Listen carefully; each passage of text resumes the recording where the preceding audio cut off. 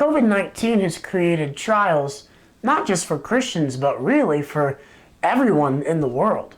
Now, Christians are affected in the same way, but I think Christians should have a different perspective on the issues going on around them. Disciples should be trying to have a spiritual perspective or a kingdom perspective on COVID-19. And really that kind of brings up the question of, well, how does God view it? What's God's perspective of COVID-19? In truth, I got no clue. I got no clue at all.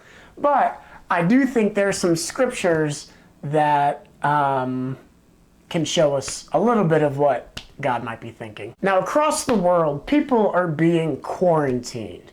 They're being told that they cannot leave their houses, or they're being encouraged to not leave their houses, and maybe they still do. Now, the origin of the word quarantine actually comes from Italian, and it comes from around before the 17th century, and it actually means 40. It could also mean 40 days. Now, one thing that's kind of cool if you think about this is you think about the year that we're in, 2020, okay? Well, if you take 20 plus 20, it equals 40. Now, take that as you will. Quarantine meaning 40 and 2020, whatever. Take that as you will. Now, numbers in the Bible can have spiritual meanings associated with that number. For example, one of the more well-known ones is the number 7. 7, in a biblical context, can mean perfect or completed. So when God created the world in 7 days, it meant that it was made whole, it was completed, it was made perfectly. You know, God took 7 days to complete the world. Now, the number 40 can mean a couple of different things in the Bible. Sometimes it just means 40. There's nothing special about it. But other times, 40 can mean a time of trials or a time of testing.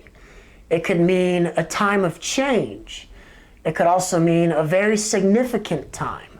When Moses went to Mount Sinai so God could give him the 10 Commandments, he was actually there for 40 days. The flooding of the earth, with Noah and the ark, it took 40 days for the earth to flood.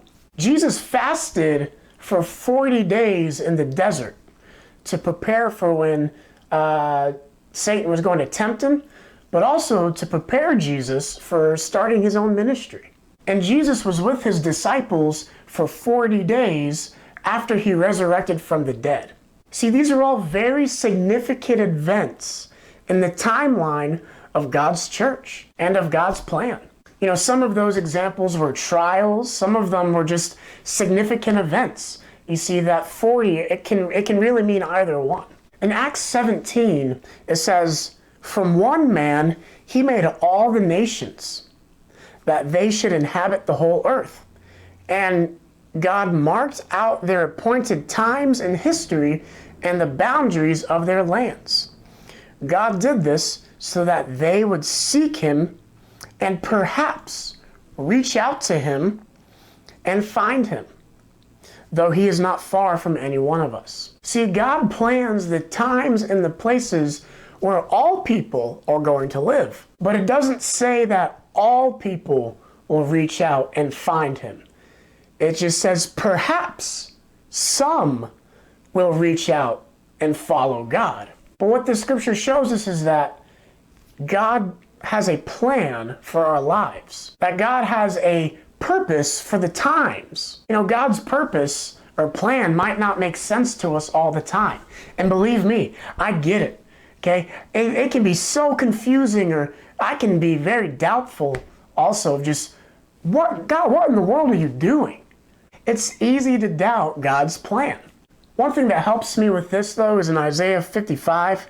It says, "For my thoughts are not your thoughts, neither are your ways my ways, declares the Lord." And what this means is, while we can try to think like God and see things the way God does, at the end of the day, it's kind of impossible, because our thoughts are not his thoughts. We're not even capable of truly thinking the same way that God does. Now, in the Bible, 40 can mean a significant change or a significant event, but it can also mean a time of trials or a period of testing. So what's God's purpose in trials and in testing?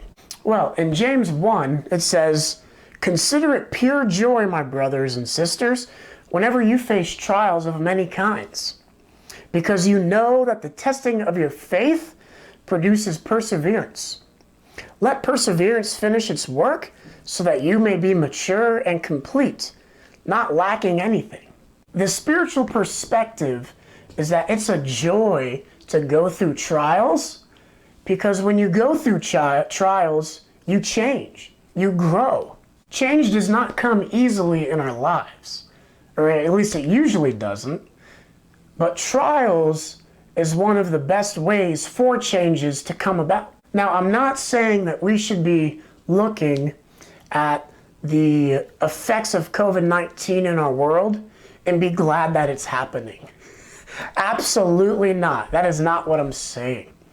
You know, we should be somber and compassionate towards those who are suffering. What I am saying is that there is a greater purpose in going through trials. And that greater purpose is that change can occur.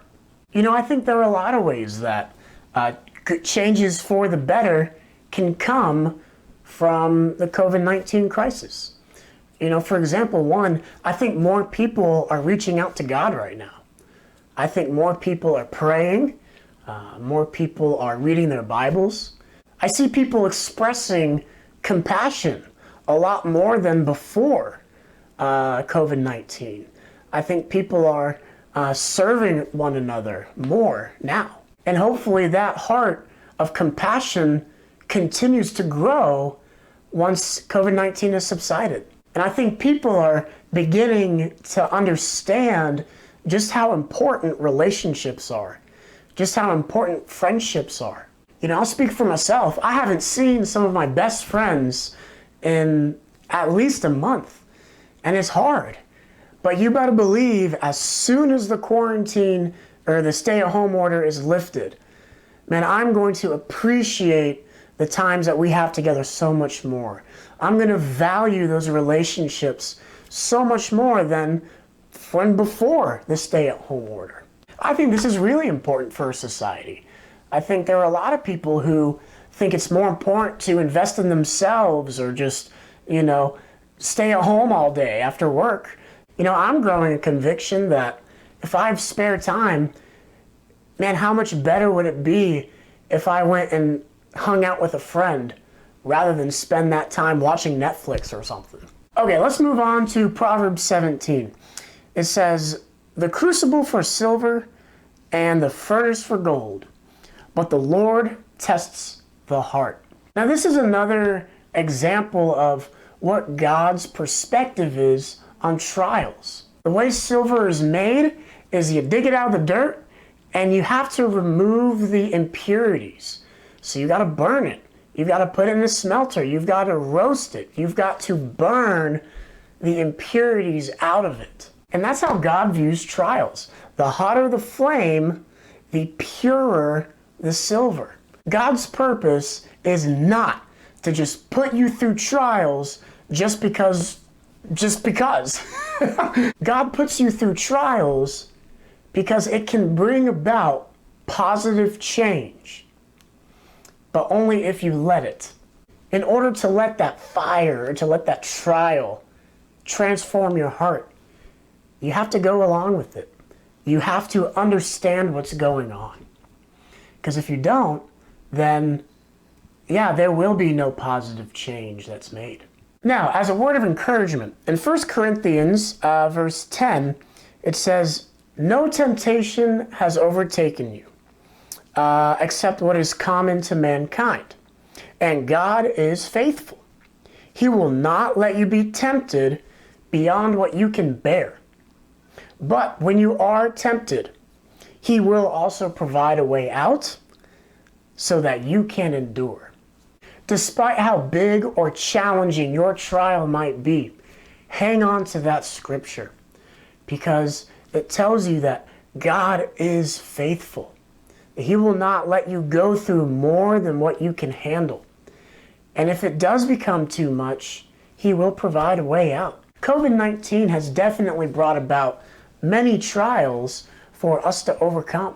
And I don't want to downplay the severity of some of the suffering going on because of COVID-19. This is truly affecting our entire planet. Now, I have no clue what changes will occur when these trials have subsided, but I know that God can facilitate a lot of change for the better in the year 2020. And I also pray that the disciples will have the faith to believe that too.